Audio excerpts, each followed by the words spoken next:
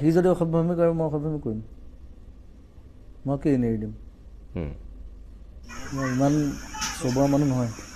কিন্তু আপুনিতো শিল্পী, আপুনিতো জ্ঞানী মানুহ, আপোনাৰ দেউতা চুৰ কাৰণে আপুনি কি চুৰি কৰিব নেকি? সেইটোতো আপুনি কেতিয়াও জ্ঞানী মানুহৰ লক্ষণ নহ'ব তেতিয়া। নহয় নহয়, চুৰ কৰাৰ কথা কোৱা নাই মই।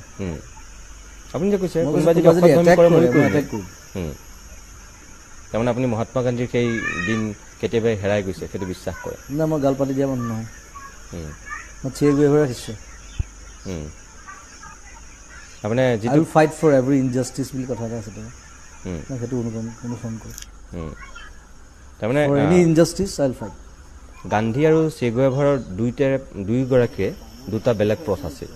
এগৰাকীয়ে বন্দুকক বিশ্বাস কৰিছিল, এগৰাকীয়ে অহিংসা নীতিক বিশ্বাস কৰিছিল। দুজন ভাল বন্ধু আছিলে, কিন্তু দুজন ভাল বন্ধু আছিলে। কিন্তু আপুনি চে গুয়েভাৰ থাকে এতিয়া একেলগে থকা আমাৰ সুভাষ চন্দ্ৰ বোস আৰু গান্ধী প্ৰথমতে একেলগে আছিলে। নীতিগতভাৱে তেওঁলোকৰ কনফ্লিক্ট হ'ল, তেওঁ আঁতৰি আহিলে। সকলোলৈকে নমস্কাৰ। আজি ভীষণ গৰমৰ দিন, কিন্তু আমি লাহে লাহে গৰম যে আছে পাহৰিবলৈ ধৰিছোঁ। কাৰণ এইটো এণ্টাৰটেইনমেণ্ট আৱাৰ, এণ্টাৰটেইনমেণ্ট ডে, সেইকাৰণে। আৰু মই কি কথাটো ক'ব বিচাৰিছিলোঁ, জুবিনৰ লগত মোৰ সম্বন্ধ এইটো অৱশ্যে সুমীৰে ঠিকেই কৈছে। জুবিনৰ জীৱনী মই লিখিলোঁ, এই কথাটো এটা ৰেকৰ্ড হ'ল বোধহয় পৃথিৱীত কোনো বাপেকে পুতেকৰ জীৱনী লিখা নাই।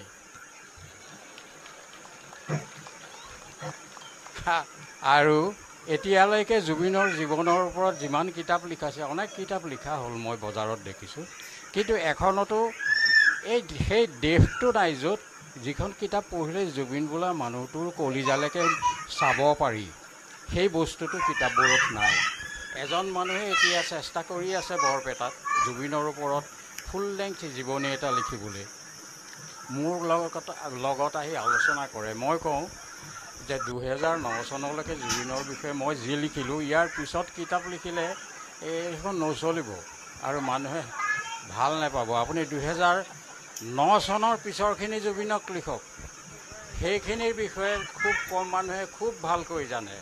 আৰু অলপতে আজি কিছুদিনৰ আগলৈকে পেপাৰত কিছুমান প্ৰবন্ধ সৰু সুৰা নতুন লিখকে আৰু আগ্ৰহী লিখক, জুবিনৰ ফেন বিশেষকৈ তেওঁলোকে সৰু সৰু আৰ্টিকুল কিছুমান লিখিলে জুবিনৰ ওপৰত। এই কথাটো মই এখন পেপাৰহে পঢ়োঁ, দৈনিক অসমত কিবা ওলালে মই সেইটো পঢ়োঁ, মনত ৰাখোঁ। কিন্তু আমাৰ ঘৰৰ পিছপিনে আমাৰ চুবুৰীতে কোলাহল নামৰ ঘৰটোত এজন মানুহ আছে, পদ্মপাণি। তেখেতে চব কথাই পঢ়ে, চব পেপাৰ পঢ়ে, এইবিলাক সৰু সৰু আৰ্টিকুলবিলাক গোটাই থয়। এতিয়া ৰিচেণ্টলি জুবিনৰ ওপৰত এখন সৰু পুস্তিকা উলিয়াবৰ কাৰণে এটা প্ৰেছে খুব জোৰ দি আছে, আৰু সেই জোৰটো পদ্মপাণিৰ মূৰত পৰে, আৰু পদ্মপাণিয়ে জোৰটো আনি মোৰ মূৰত থয়। তো এতিয়া এই কিতাপখন লিখোঁতে যিখিনি পাৰোঁ মই সাহাৰ্য কৰিছোঁ, তেনেই সামান্য, কিন্তু কিতাপখন লিখা হ'ব পুস্তিকা আকাৰত। কাৰণ ডাঙৰ কিতাপ চবেই আজিকালি কিনি পঢ়িবলৈ অসুবিধা হ'ল।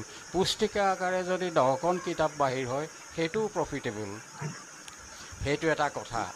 আৰু জুবিনক সমালোচনা কৰা, জুবিনক এনেধৰণৰ সমালোচনাৰ কথা নহয়, ধৰক আৰ্ট, গান ইত্যাদিত কিবা কথাত কেতিয়াবা মই মোৰ মন্তব্য, মোৰ দৃষ্টিভংগী এটা তাৰ আগত প্লেচ কৰোঁ, আৰু এইটো কথা কৈ দিওঁ যে মোৰ মনত যিটো খেলালে এইটো ভৱিষ্যতৰ কথা। সেইটো কথা যদি তুমি হয় বা সত্য বুলি ভাবা, ফ'ল' কৰিবা, যদি নেভাবা সত্য বুলি ফ'ল' নকৰিবা। কিন্তু মই মোৰ কৰ্তব্য কৰিলোঁ, মই তোমাক ক'ব লাগে, সৰুখিনিক, মোৰ ল'ৰা ছোৱালী বা ওচৰ চুবুৰীয়া সকলোকে কথাখিনি মই কৈ দিওঁ, বছ মোৰ দায়িত্ব সিমানতে শেষ। তাৰ আগতে কথা ক'বলৈ মাতিলেই যেতিয়া এষাৰ কথা নকৈ নোৱাৰিলোঁ। আজি বিষ্ণু ৰাভাৰতো মৃত্যু দিৱস, এইটো এটা খুব ডাঙৰ কথা। আজি অনুষ্ঠানটো পাতিছে, এইটো বৰ গুৰুত্বপূৰ্ণ কথা, আৰু মই খুব ভাল পাইছোঁ। ইতিমধ্যে আজি আবেলি এজন ফ্ৰেণ্ডে হেৰিয়াত হোৱাটছএপত মোলৈ এখন ফটো পঠিয়াই দিলে। ফটোখন 1964 চনৰ নৱেম্বৰ মাহত বিষ্ণু ৰাভা, মই আৰু 3জন ছাত্ৰ JB কলেজৰ, আমি কলেজত এনুৱেল ফাংচন পাতিছিলোঁ, মই কালচাৰেল ছেক্ৰেটেৰী আছিলোঁ, বিষ্ণুৰাভাক তেজপুৰৰ পৰা মতাই নিছিলোঁ। আমি ৰাতিপুৱাৰ পৰা পিছদিনা ৰাতিপুৱালৈকে এই গোটেই 24 ঘণ্টা আমি 4টা ল'ৰা আৰু বিষ্ণুৰাভা একেলগে আছিলোঁ। দিনটো যিমান কাম কৰিছোঁ, ঘূৰিছোঁ তেওঁৰ লগত, গধূলি ফাংচনত এনেকৈ যোগ দিছোঁ। মই গায়ক নহয়, একো নহয়, কিন্তু সাহিত্য অনুৰাগী বোধ হয়, সেইকাৰণেই মই এইবিলাকত ঘূৰি ফুৰোঁ। তো সেই ফটোখন JB কলেজৰ যেতিয়া 50 বছৰীয়া বোধহয় বাৰ্ষিকী হ'ল, তাত এখন বৰ ডাঙৰকৈ স্মৃতি গ্ৰন্থ উলিয়ালে। তাত খুব ডাঙৰকৈ বৰ মনোমোহাকৈ বিষ্ণুৰাভাৰ সৈতে ছবিখন দিয়া আছে। এই ছবিখন মই দেখিলোঁ আৰু ভাল লাগিল। কিন্তু সেই যিদিনাখন এই ঘটনাটো হৈছিল যোৰহাট JB কলেজত, তাৰো এখন ফটো লৈছিলোঁ আমি ষ্টুডিঅ'লৈ গৈ পেলাই বিষ্ণুৰাভাকো লৈ গৈছোঁ গাড়ীত।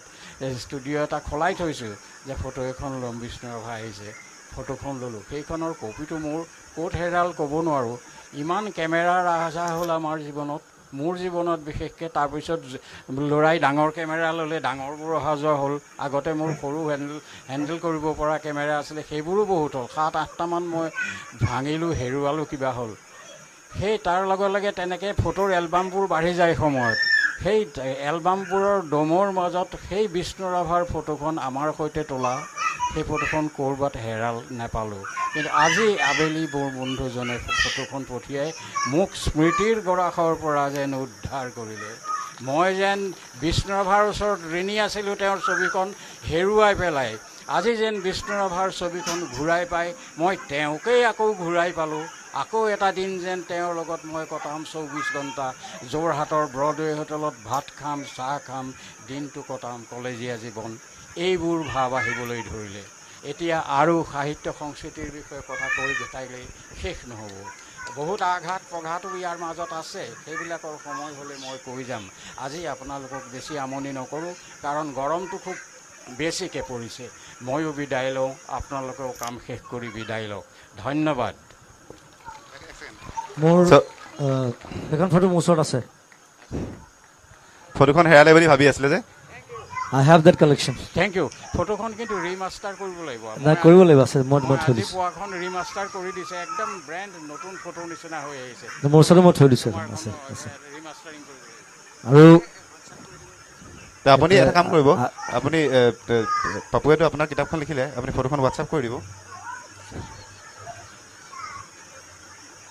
আজিকালি চব হোৱাটছআপত চলে। নহয়, বিশেষকৈ আপুনি ক'লে ইমান ধুনীয়াকৈ, মই জুবিন দাক কৈছিলোঁ যে আপুনি কপিল দেৱকৰ বিষয়ে কওক।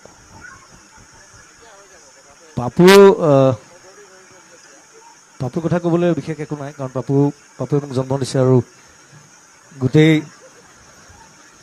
গোটেই মোৰ জীৱন যাত্ৰাটোত মই জুবিন গাৰ্গ হোৱালৈকে মোক ঠেলি দিয়া মানুহটো হৈছে পাপু আৰু মা, অভিষেক মাও আছিলে। আৰু এতিয়া সমালোচনাৰ কথা সমীৰে কৈছে, হয়, কিতাপখনৰ বাবে মোক আলোচনাও কৰিছে, সমালোচনাও কৰিছে। সেইটো কাৰণে ধন্যবাদ, কাৰণ মই দুইটা বস্তু ভাল পাওঁ। আৰু অসমত আচলতে মই এটা ক'বলৈ গ'লে, মই আজিলৈকে ইমান বছৰ গান গালোঁ, 25 বছৰ গান গালোঁ, চিনেমা কৰিলোঁ, ভালকৈ কোনো আলোচনা কৰিব নাজানে, কোনো সমালোচনা কৰিব নাজানে। কথাটো সেইটো। আৰু মই দুইটা বস্তুৱে ভাল পাওঁ। মই সদায় কওঁ যে আই এম লাইক ৱাটাৰ।